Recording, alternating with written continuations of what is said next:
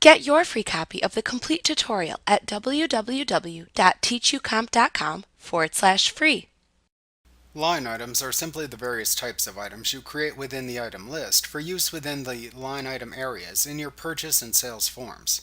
Since you will want to use the same item to track income for legal services provided, as well as expenses for payments to partners, you will set the items up as double-sided services within the item list in QuickBooks.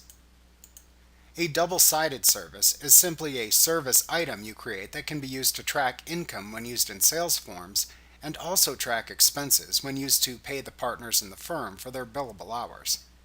The vast majority of your legal services provided will be set up as double-sided services for ease of use within QuickBooks. This lets you use timesheets to record the hours a partner spends performing the service. You can then use these recorded timesheet hours to invoice the client and also pay the partners for the services rendered if the partners are paid an hourly rate for billable hours. To create the items, you would first open the item list within QuickBooks by selecting Lists, Item List from the menu bar.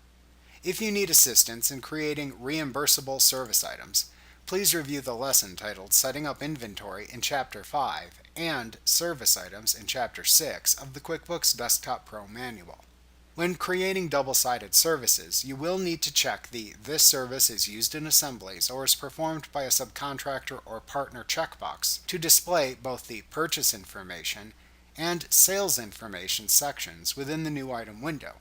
Then select the desired partner drawing equity account for the expense account side of the item, and select the desired legal fee income account for the income account side of the item.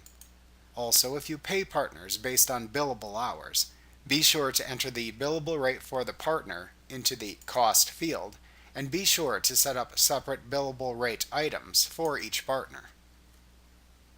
Like what you see? Pick up your free copy of the complete tutorial at www.teachucomp.com/free.